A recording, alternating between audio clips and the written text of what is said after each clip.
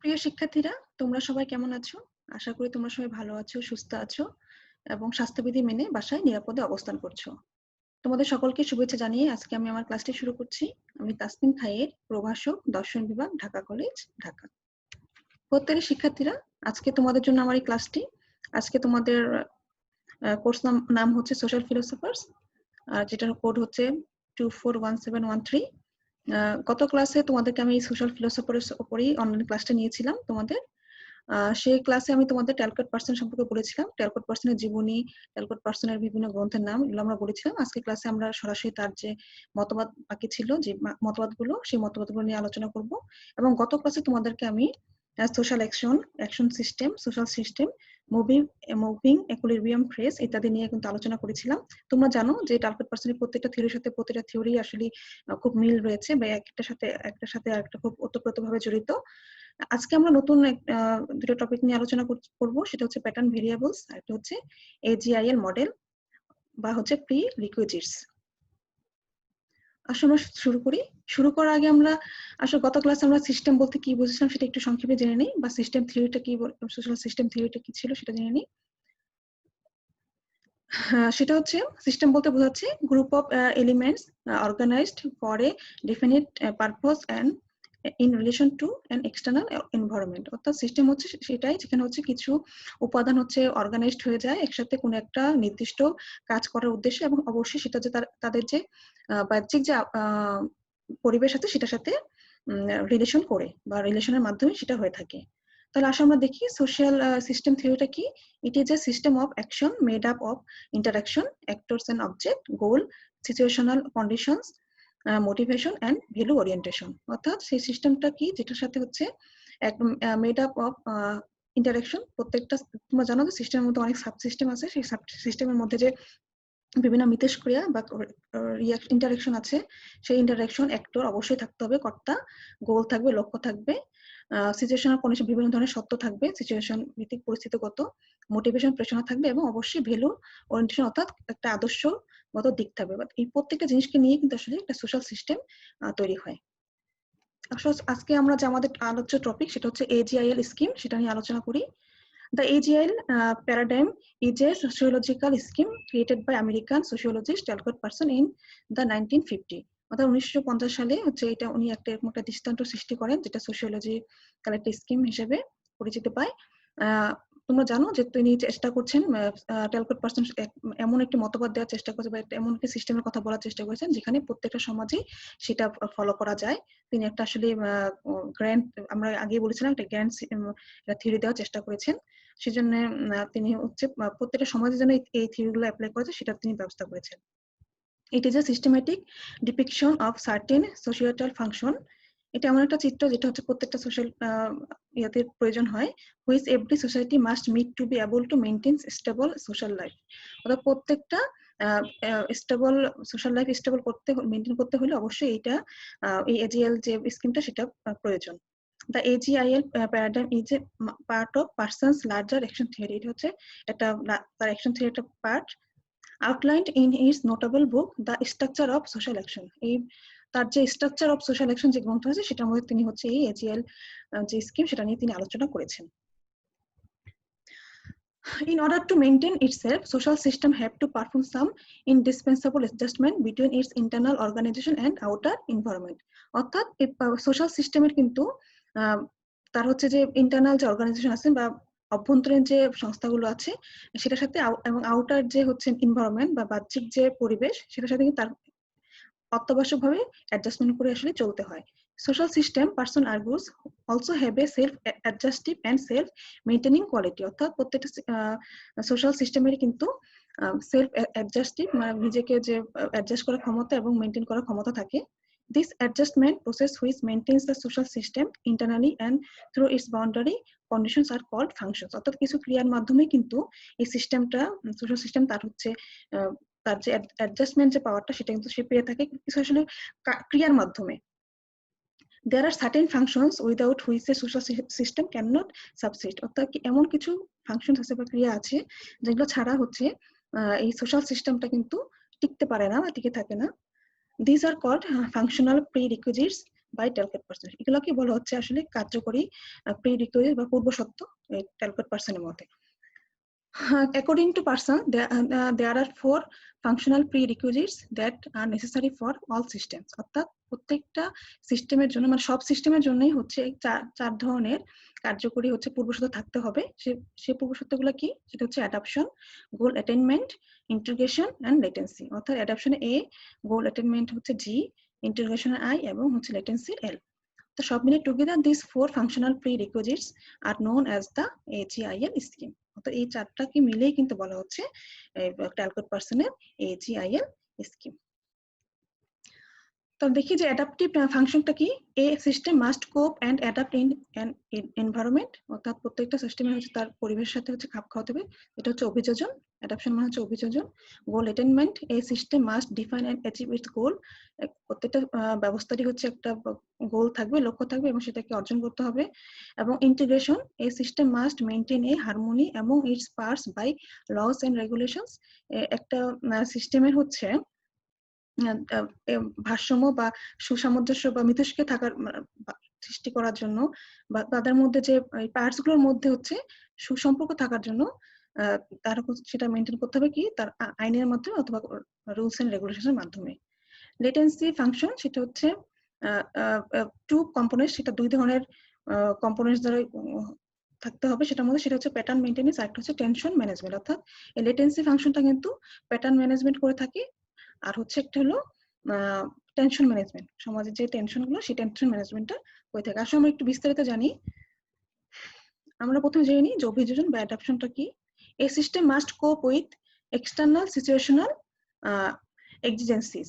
অর্থাৎ একটা সিস্টেমের অবশ্যই যে তার যে বাহ্যিক যে পরিস্থিতিগত যে অত্যাবশ্যকীয় যে পরিস্থিতিগত অবস্থা সৃষ্টি হয় সেটার সাথে অবশ্যই তার হচ্ছে সহ্য করে কম মাত্রায় সহ্য করতে বা অ্যাডাপশন তাকে করতে হবে।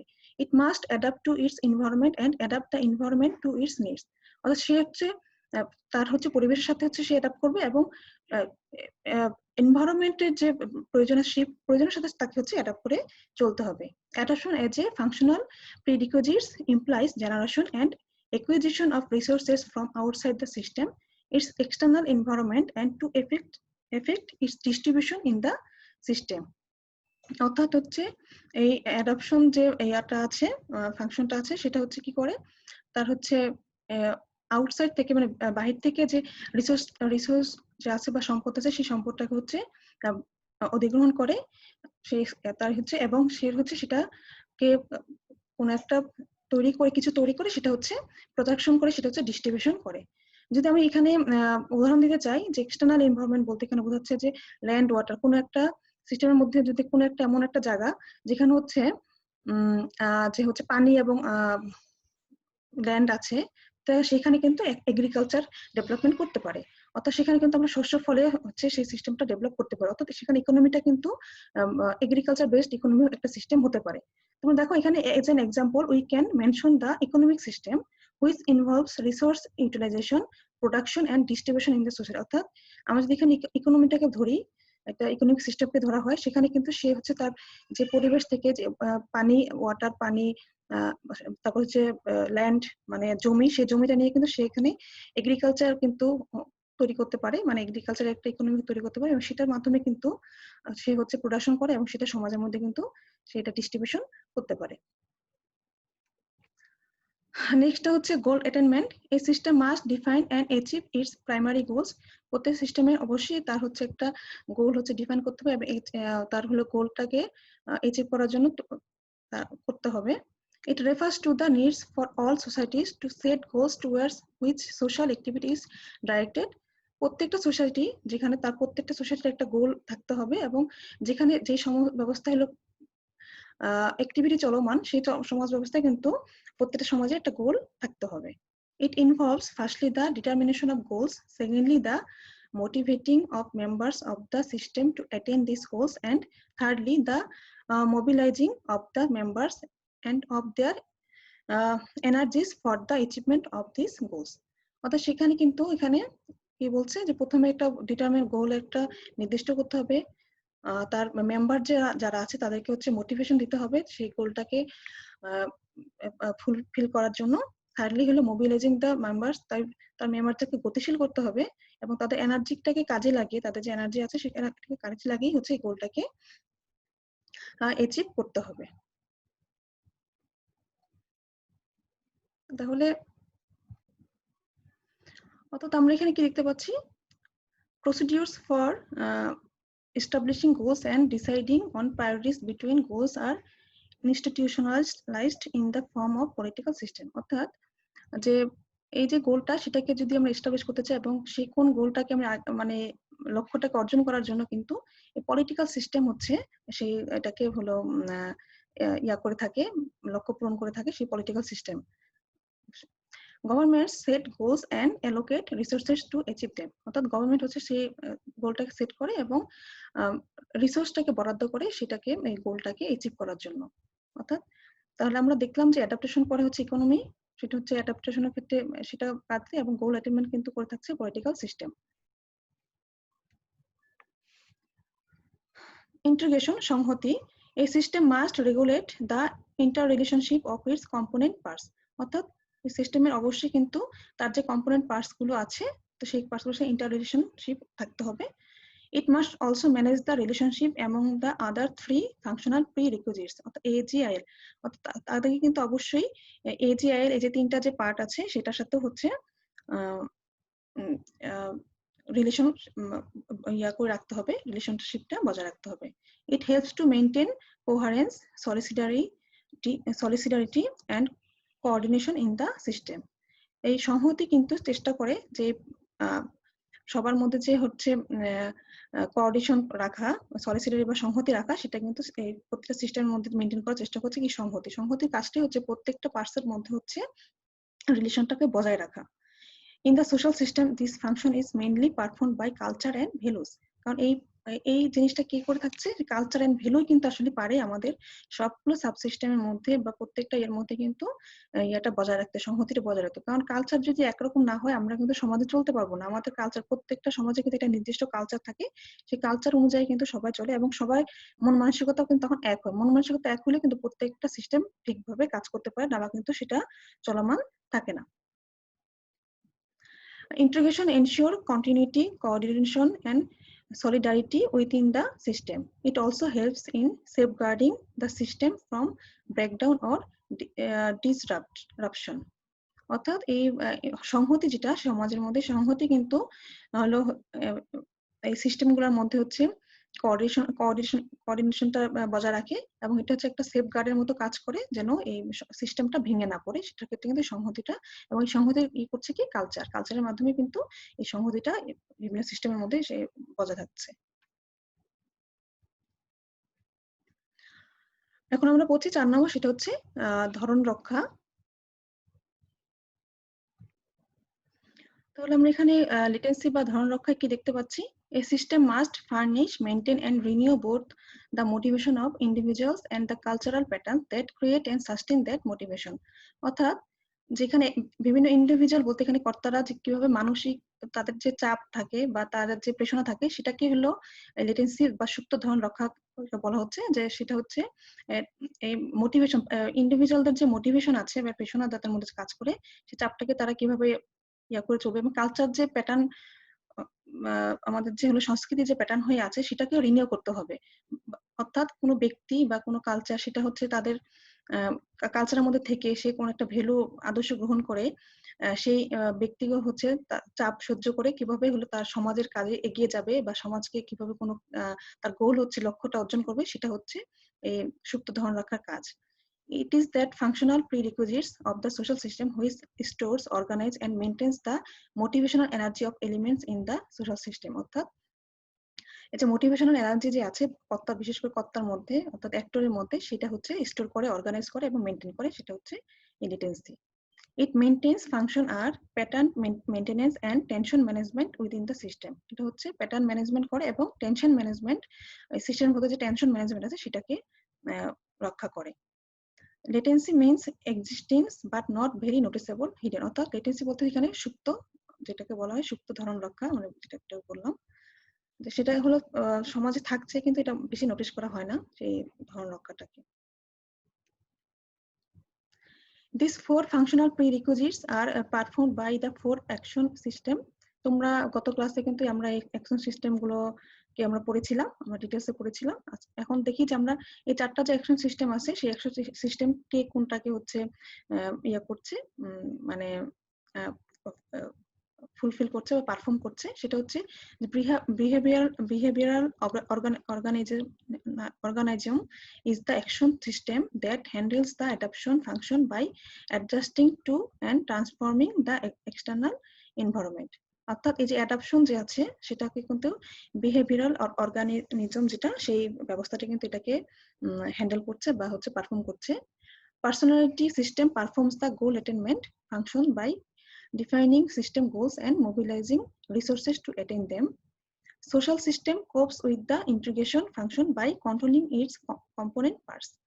তাহলে হচ্ছে জৈবিক যেটা হচ্ছে বিহেভিয়ারাল অর্গানিজম সেটা হচ্ছে তোমার অ্যাডাপশনকে হচ্ছে পারফর্ম করছে, পার্সোনালিটি হচ্ছে গোল অ্যাটেনমেন্ট করছে যেটা হচ্ছে ব্যক্তি ব্যবস্থা সেটাকে গোল অ্যাটেনমেন্ট করছে সেই ব্যক্তি ব্যবস্থাটা। সোশ্যাল সিস্টেম কি করছে, সংহতি রক্ষা করছে তার কম্পোনেন্টস এর মধ্যে বিভিন্ন, এবং কালচারাল যে সিস্টেম হচ্ছে সেটা হচ্ছে লেটেন্সিটাকে হচ্ছে কি করছে, যে cultural system performs the latency function by providing actors with the norms and values that motivated them for action. অর্থাৎ এই কালচার কিন্তু, অর্থাৎ ব্যক্তি কিন্তু তোমাদের প্রথমেই সোশ্যাল সিস্টেম থিওরি যেটা বললাম সেখানে কিন্তু আসলে বলা এই কালচার দ্বারাই হচ্ছে ব্যক্তি কিন্তু নিয়ন্ত্রিত হচ্ছে। কোন কালচার থেকে কিন্তু বিভিন্ন আদর্শ আমরা পাচ্ছি, সেই আদর্শের মাধ্যমে কিন্তু ব্যক্তি হচ্ছে কর্তা, যেটা অ্যাক্টর, যেখানে এখানে টার্গেট পারসন বলছে অ্যাক্টর, সেটা কিন্তু সেই কাজ করে যাচ্ছে। তো দেখো এখানে এজিআইএল যে স্কিমটা আছে, সিস্টেমটা আছে, সেটা হচ্ছে একটা সংক্ষিপ্ত রূপ, যেটা হচ্ছে এই চার্টে দেখতে পাচ্ছ। এবং এই যে সিস্টেমটা আছে এজিএল, সেই সিস্টেমটার মাধ্যমে কিন্তু that is how the equilibrium in the general action system is maintained. তোমরা কিন্তু গত ক্লাসে হচ্ছে ইকুইলিব্রিয়াম যে চলছে সিস্টেমের মধ্যে সেটা কিন্তু দেখে ভারসাম্য রক্ষা কিন্তু এটার মাধ্যমে কিন্তু ভারসাম্যটা রক্ষা হচ্ছে। এখন আমরা পড়বো হচ্ছে ধরন চলক বা প্যাটার্ন ভেরিয়েবলস নিয়ে। আচ্ছা, লক্ষ্য অর্জনের কর্তাকে একটি পরিস্থিতির মধ্যে দিয়ে যেতে হয়। ওই পরিস্থিতির লক্ষ্য অর্জনের জন্য কত বিকল্প উপায় থাকে এবং উপায়গুলো পছন্দের ক্ষেত্রে মূল্যবোধ, প্রথা ও অন্যান্য ধারণা প্রভাব বিস্তার করে। পার্সন্স তিনটি মনস্তাত্ত্বিক উপাদান জ্ঞানগত, ভাবগত, মূল্যায়নগত বলে উল্লেখ করেন। অর্থাৎ কি, কর্তা যখন কোনো কাজ করে তখন কিন্তু তার কিছু বিকল্প উপায় থাকে। কারণ তোমরা একটু আগে জেনেছো যে হচ্ছে কর্তাকে মেনটেন করছে কে, সেটা হচ্ছে আমাদের কালচার দ্বারা, মানে কর্তা হচ্ছে কোনো কাজ করে থাকে কালচার দ্বারা সে হচ্ছে প্রভাবিত হয়।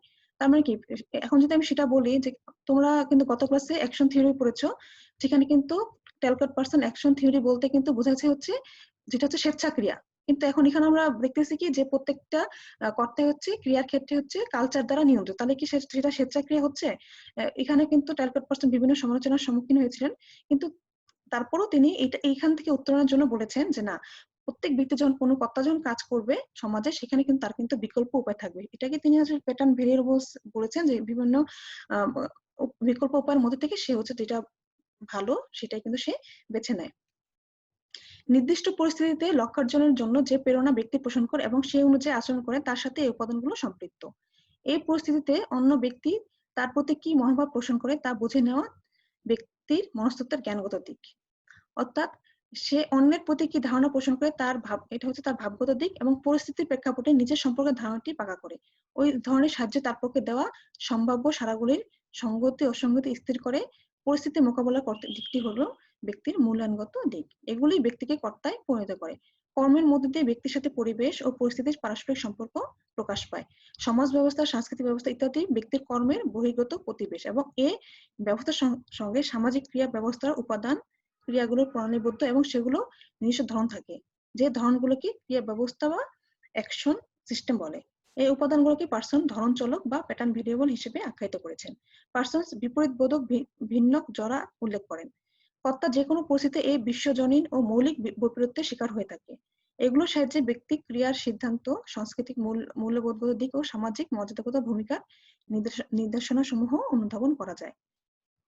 এগুলো পছন্দের মাত্রা ওই সমাজের বিকাশের স্তর নির্দেশ করে। আসলে এবার প্যাটার্ন ভেরিয়েবলস, উনি 5 ধরনের প্যাটার্ন ভেরিয়েবলস এর কথা বলেছেন। There are in all 5 pattern variables, each side of it represents one polar extreme. অর্থাৎ তিনি যে এই প্যাটার্ন ভেরিয়েবলস গুলোর কথা হচ্ছে, একটা সাইড অন্যটা সাইডে পুরোপুরি হচ্ছে বিপরীতমুখী। These patterns variables are activity, versus active neutrality, effective neutrality, diffuseness versus specificity, particularism versus universalism, ascription versus achievement, self versus collectivity.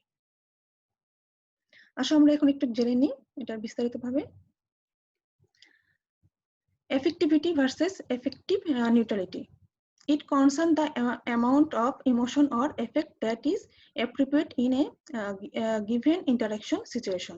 অর্থাৎ কোনো ব্যক্তি কোনো কাজ করার সময় সে হচ্ছে কিভাবে সে করবে, সে কি নিরপেক্ষ থাকবে নাকি সে হচ্ছে কোনো ইমোশন দিয়ে কাজ করবে, সেটা এখানে বোঝানো হচ্ছে। If the actor while defining his relationship with the object choose to set aside his own feelings and emotions for the benefit of an instrumental relationship oriented to the ends, then it is a case of effective neutrality. অর্থাৎ কোনো একজন actor যখন কোনো একটা decision নেওয়ার ক্ষেত্রে তার ইমোশনকে হচ্ছে প্রাধান্য দিবে, সেটা কিন্তু বলা হচ্ছে ইমোশনকে প্রাধান্য দিবে না, সেটাই হচ্ছে এফেক্টিভ নিউট্রালিটি। অর্থাৎ ধরো এমন একটা কোনো কাজ হচ্ছে, ধরো কোথাও হয়তো গন্ডগোল লাগলো বা কোনো মারামারি হলো, কিন্তু যে উদ্দেশ্যে সেই মারামারিটা হচ্ছে হয়তো সেই কর্তা হচ্ছে সেটা সেই উদ্দেশ্যের সাথে হচ্ছে একমত, কিন্তু তারপরও সে চাচ্ছে না যে সেখানে মারামারি হোক, সবার ভালো হোক, সেটা সে কিন্তু চাচ্ছে। তার মানে কি, সে হচ্ছে তার ইমোশন থেকে সরে আসলো, সরে এসে কিন্তু সে ওখানে একটা মারামারিটা বন্ধের সিদ্ধান্ত নিল বা কোনো গন্ডগোলটা বন্ধ করার সিদ্ধান্ত নিল, বা সে ওই এলাকার কোনো একটা বড় পজিশনে আছে যে সে এটাকে সেই মারামারিটাকে হ্যান্ডেল করতে পারে, তাহলে সে কিন্তু তার ইমোশনকে বাদ দিয়ে হলেও কিন্তু সে সবার জন্য যেটা ভালো সেটা কিন্তু সে করলো।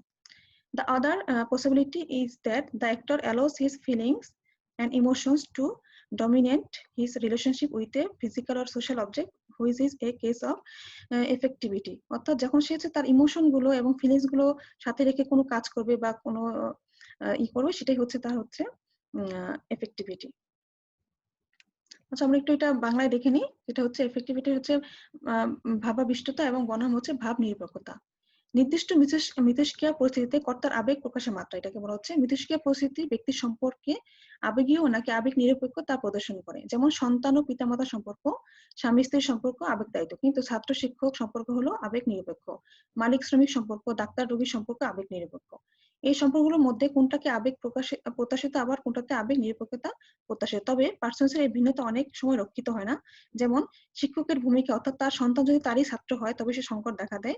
আবার গ্রামে হাতুড়ে ডাক্তার অনেক সময় রোগীর পারিবারিক ও ব্যক্তিগত খোঁজখবর আলোচনা করে, এতেও কিন্তু সংকট দেখা দেয়। অর্থাৎ এখানে হচ্ছে কে কিভাবে হচ্ছে তার মিথস্ক্রিয়া যে পরিস্থিতি সে কিভাবে সেটাই করলো, আবেগটা প্রকাশ করলো, সেটা এখানে বলা হচ্ছে।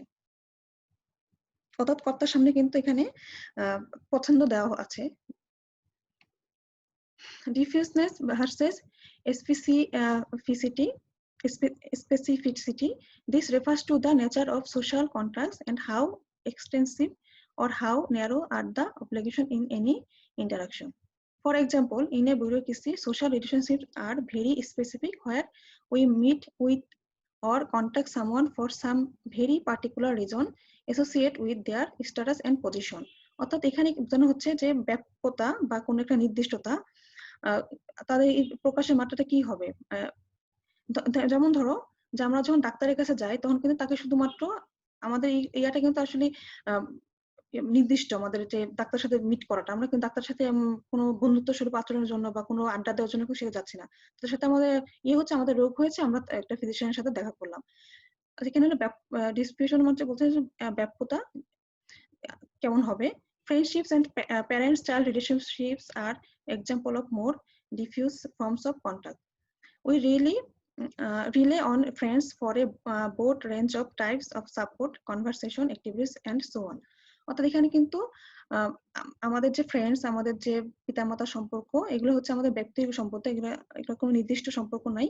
ওই রিলে মানে আমাদের যে ফ্রেন্ডস আছে তাদের সাথে কিন্তু আমরা বিভিন্ন ধরনের কনভারসেশন করতে পারি, আমরা অ্যাক্টিভিটিস বিভিন্ন করতে পারি, তাদেরকে বিভিন্ন ক্ষেত্রে সাহায্য করতে পারি। সেখানে আমাদের কিন্তু কোনো নির্দিষ্ট সম্পর্ক নেই। আমরা যদি একটু বাংলায় দেখি, নির্দিষ্টতা বনাম ব্যাপ্ততা। মিথস্ক্রিয়ার পরিস্থিতিতে ব্যক্তির কর্তব্যের পরিসর নির্দিষ্ট কিংবা ব্যাপ্ত হতে পারে। তা নির্ভর করে ব্যক্তির বহুমুখী কর্তব্য সম্পাদন করে, নাকি নির্দিষ্ট কর্তব্য সম্পাদন করে তার উপর। স্বামী স্ত্রী পিতামাতা ও সন্তানদের ক্ষেত্রে ব্যক্তি বহুমুখী কর্ম সম্পাদন করে। আবার অফিস আদালত দোকানের ব্যক্তি নির্দিষ্ট কর্ম সম্পাদন করে। অর্থাৎ কোনোদিন দোকানদার যারা হচ্ছে দুধ দুধ দেয়, যে মিল্কম্যান, অফিস আদালত, এখানে কিন্তু ব্যক্তি হচ্ছে নির্দিষ্ট কর্ম সম্পাদন করে, সেখানে কিন্তু তার হচ্ছে ব্যাপ্যতা কম। আর আমরা যখন হচ্ছে আমাদের ফ্যামিলি ক্ষেত্রে আমরা ফ্রেন্ডস, তখন কিন্তু আমাদের ব্যাপ্যতা সেটা বেশি হচ্ছে। Particularism versus universalism. This refers to the range of people that are to be considered, whereas diffuseness and specify deals with the range of obligation involved. অর্থাৎ এখানে কিন্তু একটা স্থানিক অর্থাৎ বিশ্বজনীনতা এবং একটা কিন্তু কি বলবো যে স্থানিক যে একটা ব্যাপার সেটা কিন্তু এখানে হচ্ছে। The issue here is whether to react on the basis of general norm or reacting on the basis of someone's particular relationship to you. অর্থাৎ ধরো যেখানে তুমি একজন কোন একটা আদালতের জজ, সেখানে কিন্তু যদি একটা এমন কোন আসামি দাঁড়ায় যে তোমার পরিচিত, সেখানে তুমি কিন্তু এটা মনে করলা যে না আমি হচ্ছে আমার তাকে হচ্ছে আমার যেহেতু রিলেশনশিপ আছে বা পরিচিত, তাকে আমি ছেড়ে দিই, বেশি শাস্তি দিব না, সেটা কিন্তু তোমার হচ্ছে যে পার্টিকুলারিজম হয়ে যাচ্ছে। And if one abides by the rules of law, irrespective of personal kinship or friendship considerations, then that would be an example of the universalistic mode of role performance. অর্থাৎ কেউ যদি তার রুলস এর সাথে তার এই যে ফ্রেন্ডশিপ আছে সেটা যদি সে না দেখে, তার সেটা কিন্তু সেটা হবে বিশ্বজনীন। সে যদি সবার জন্য কাজ করতে এবং তার যে রুলস যে কোনো ব্যক্তির কোনো যতটুকু পাওয়া, সেই পাওয়ারটা দিয়ে হচ্ছে সে তার যে রুলস এবং রেগুলেশন আছে সেটা দিয়ে যদি কাজ করে, সেটা কিন্তু তোমার হচ্ছে ইউনিভার্সাল বা বিশ্বজনীনতা হচ্ছে। সে কিন্তু কোনো স্থানিক ভাবে বা কারো উপর কোনো আত্মীয়তার বশত কিন্তু কোনো কাজ করছে না। যেমন ধরো বিশ্বজনীনতা বনাম বিভাজনতা। এক্ষেত্রে বিবেচ্য কর্তা সাধারণ সর্বগ্রাহ্য মানদণ্ড ব্যবহার করে নাকি স্থানিক, কালিক ও ব্যক্তিগত মানদণ্ড ব্যবহার করে সেটা দেখা হয়। পদ্মা প্রথা বিশ্বজনীন নয়, পদ্মা প্রথা ভালো, এটা ব্যক্তিক ও কালিক মূল্যায়ন। আর মানবতা শিশুর জন্য হ্যাঁ বলুন, বিশ্বজনীন সর্বকালের, তা সর্বস্থানে গ্রহণযোগ্য ও বিবেচিত। অর্থাৎ এখানে বলা হচ্ছে কি বিশ্বজনীন ভাবে সে কর্তা কাজ করবে না বিভাজন থাকবে, সেটা হচ্ছে তার বিষয়, এখানে সে পছন্দ করতে পারে। Ascription versus achievement. It deals with the issue of how to access an actor, whether by inborn qualities such as sex, age, race, and family status, or by performance. এখানে এটা বলা হচ্ছে যে একজন কর্তাকে কিভাবে মূল্যায়ন করা হচ্ছে, সেটা কি তার হচ্ছে জন্মগত যে কোয়ালিটি সেটার মাধ্যমে, নাকি সে যে কোনো কিছু অর্জন করলো সেটার মাধ্যমে। Should an actor treat another in a certain way because of achievements or descriptive qualities that are unrelated to performance? অর্থাৎ ব্যক্তিকে কিভাবে আমরা মূল্যায়ন করছি, তার হচ্ছে কোন অ্যাচিভমেন্ট দিয়ে, নাকি হচ্ছে তার শুধু হচ্ছে মানে সে জায়গায় মানে ধরো যদি উদাহরণ দেওয়া যায় এখানে, যে যারা হচ্ছে আগে যেটা ছিল যে রাজার ঘরে জন্ম হলে সে কিন্তু সেই ছেলে রাজা হতে পারতো, কিন্তু এখন কিন্তু সেটা নয়। কেউ যদি সে অর্জন করতে পারে সেই বৈশিষ্ট্য, কোনো মন্ত্রী হওয়ার বৈশিষ্ট্য, বা সেটা কিন্তু সে এখন হতে পারে। তার মানে কি ব্যক্তিকে কিভাবে মূল্যায়ন করা হচ্ছে। Pattern variables can also be understood in terms of quality versus performance. অর্থাৎ এই প্যাটার্ন ভেরিয়েবলস এখানে হচ্ছে কোয়ালিটি এবং পারফরমেন্স নিয়ে কিন্তু আমরা বুঝতে পারছি। অর্থাৎ এখানে অ্যাচিভমেন্ট বোধহয় হচ্ছে অর্জন, এবং হলো এক্সক্রিপশন মানে হচ্ছে অর্পণ। কোনো মিথস্ক্রিয়া পরিস্থিতিতে অন্য ব্যক্তির দক্ষতা যাচাই বা মূল্যায়ন করার প্রেক্ষিতে এটি ব্যক্তি কি অর্জনমুখী গুণাবলী দ্বারা মূল্যায়িত নাকি অর্পণ নির্ভর গুণাবলীর ভিত্তিতে মূল্যায়িত, তাই এক্ষেত্রে বিবেচনা করা হয়। অর্থাৎ এখানে কিন্তু ব্যক্তি যে আমরা শুধু বলছি যে কালচার দ্বারা কালচারই, তারপরে আমরা বলতে পারছি হ্যাঁ যে ব্যক্তি হলো তার পছন্দের ক্ষেত্রে চুজ করতে পারে, তারপরে সে কিন্তু মানে সমাজের যে কালচার সেটা দ্বারা কিন্তু সে শেপড বা সে কিন্তু তার আদর্শ নিয়েই কিন্তু সে কাজ করে থাকে। আজকে আর নয়, 12% আমরা তাহলে আজকে হলো এজিএল মডেল এবং হচ্ছে প্যাটার্ন ভেরিয়েবল নিয়ে আজকে আলোচনা করলাম। তোমরা হচ্ছে বই থেকে দেখে নিবে। আশা করি তোমরা কিছুটা হলে উপকৃত হয়েছো। তোমরা সবাই ভালো থাকবে, সুস্থ থাকবে। তোমার সব সরি আরেকটা রয়ে গেছে, 5 নম্বরটা রয়ে গেছে, সরি 5 নম্বর রয়ে গেছে, সেটা হচ্ছে self versus collectivity. It denotes the extent to which action is to be oriented to self interest and individual goals or to group interest and goals. অর্থাৎ এখানে হচ্ছে তোমার হচ্ছে ব্যক্তিগত অথবা কারে তুমি হচ্ছে কোনো কর্তা, সে হচ্ছে সে কি কোনো নিজের জন্য শুধু কোনো কাজ করছে, গোল করছে, অথবা নাকি সে গোত্রের জন্য, সমাজের সকলের জন্য কোনো কাজ করে, সেটা হচ্ছে এখানে বিবেচ্য বিষয়। should actors consider their personal or self-related goals over those of the group or large collectivity in which they are involved? অর্থাৎ সে যে করতে জন্য সে কি নিজের জন্য সেটা করছে নাকি তার যে গোত্রে সে যে ইনভলভ আছে তার জন্য সে কাজ করে যাচ্ছে? The actor has to make a choice between his or her own gratification. তার তৃপ্তির জন্য কাজ করবে না যদি তার তৃপ্তির জন্য কাজ করে শুধুমাত্র সেটা তাহলে হয়ে যেত তার সেলফ বা ব্যক্তিগত, আর its deferment for the good of a larger number of people, এটা হচ্ছে কালেক্টিভিটি। অর্থাৎ যখন সে সমাজে সবার জন্য কিছু ভাবছে বা করার চেষ্টা করছে সেটা হচ্ছে তার কালেক্টিভিটি। তাহলে এটাকে আমরা কি বলছি? একটা হচ্ছে স্ব অভিমুখিতা, একটা হচ্ছে গোত্র অভিমুখিতা। মিথস্ক্রিয়া পরিস্থিতিতে ব্যক্তি কি নিজ স্বার্থ ও লক্ষ্যের দিকে তাড়িত, এবং ব্যক্তি যে কর্ম সম্পাদন করবে তাকে তার স্বার্থ ও লক্ষ্য অর্জনের উদ্দেশ্যে নাকি গোত্র তথা সমাজের স্বার্থ রক্ষার জন্য কাজ করবে, তা হচ্ছে মূল্যায়ন করে এখানে।